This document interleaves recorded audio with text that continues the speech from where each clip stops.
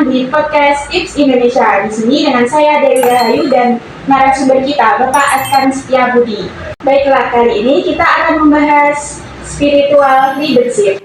Apa yang dimaksud dengan spiritual leadership? Iya, jadi leadership sudah kita bahas di podcast kemarin ya. Jadi silakan teman-teman lihat di video saya yang lain ketika saya membahas tentang leadership. Nah, sekarang dikaitkan leadership itu dengan spiritual. Banyak pemimpin yang orientasinya hanya dunia, Mbak. Jadi dia jadi pemimpin juga orientasi dunia, dia memimpin juga dengan sudut pandang dunia. Tujuan dia adalah murni dunia. Ini menjadikan dia kadang menghalalkan segala cara. Kadang menjadikan dia memimpin tidak dengan hati, tapi dengan logika, untung rugi. Tidak melihat anak buah sebagai sebuah amanah yang harus diselamatkan dari ketidakbaikan dunia dan akhirat. Tapi semata-mata dia berpikir bagaimana anak buah adalah aset yang harus dimanfaatkan semaksimal mungkin untuk kepentingan dunia.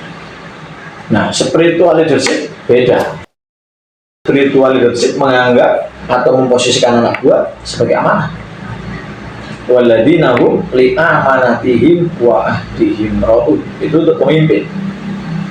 Jadi menjaga amanah-amanah kepemimpinannya dan menjaga janjinya ketika dia dulu kampanye misalnya, atau ketika dulu dia pas pemilihan pemimpin kan kadang harus presentasi. Nah, jadi orientasinya juga beda. Selain menjadikan anak buah sebagai amanah, orientasinya adalah bagaimana program-programnya membawa kesuksesan bukan hanya dunia tapi juga akhirat. Cara menjalankan organisasi juga beda. Dulu saya ketika jadi ketua organisasi di kampus itu senam misalnya putri di belakang atau di depan pria seharusnya, Mbak, menurut Mbaknya. Senam di depan pria, nggak jadi senam yang prianya.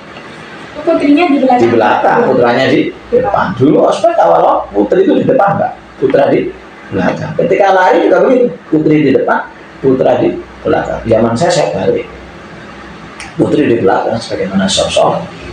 Kenapa? Ya begitulah kalau kita berpikir tentang syariah. Ya, perintah datang sebelum subuh, banyak nggak sholat subuh.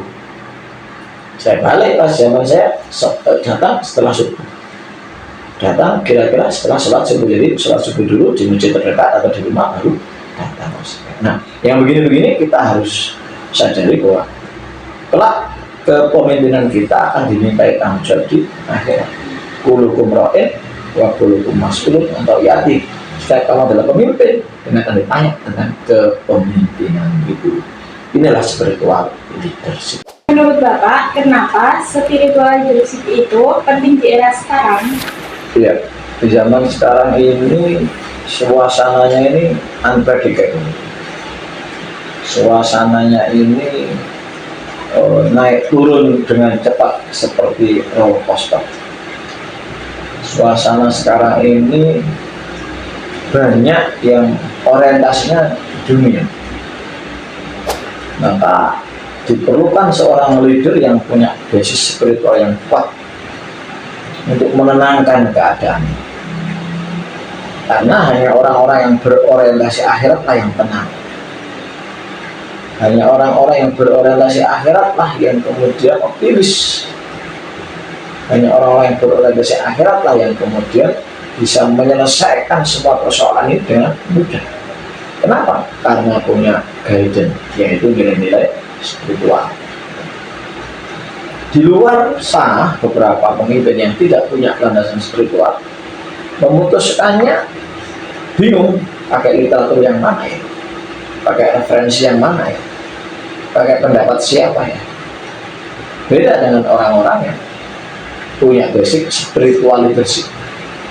Dia selalu bertanya, apa yang saya lakukan ini Tuhan ridho apa enggak? Apa yang saya kerjakan ini sesuai dengan aturan agama apa enggak? Ketika saya memimpin dengan cara seperti ini Allah ridho apa enggak? Ketika saya mentargetkan tujuan ini Allah ridho apa enggak? Ketika sumber pembiayaannya dari sini Allah ridho apa enggak? Itu menjadi pertanyaan dia.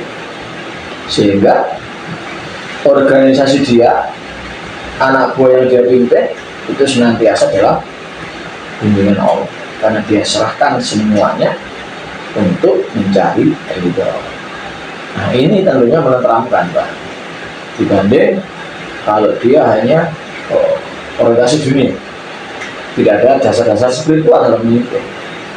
Nah, ada nggak sih Pak orang yang berubah setelah mengikuti training spiritual leadership? Pengalaman saya alhamdulillah banyak.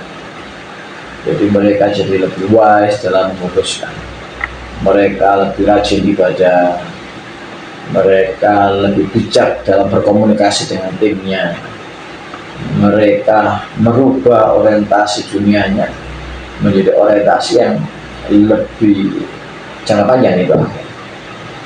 Intinya orang-orang setelah ikut training spiritual leadership itu lebih jelas, lebih tenang. Apa yang jelas? Jelas apa yang akan dia raih, bukan hanya dunia tapi juga akhirat. Kenapa lebih tenang? Karena dia punya sandaran Allah, sandaran Tuhan, sandaran Zat yang maha segalanya.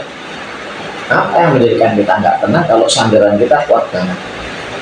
Sementara pemimpin-pemimpin yang tidak punya basic spiritual sering resah. Kenapa? Karena ketika kemampuannya mentok, dia pasti gelisah. Tapi kalau orang-orang punya basic spiritual, dia pasti tenang karena sandarannya Tuhan yang maha kuasa. Begitu Mbak. Baik, terima kasih Bapak Askam atas ilmu yang diberikan. Teman-teman, jangan lupa like, komen, dan subscribe ya. Bye-bye.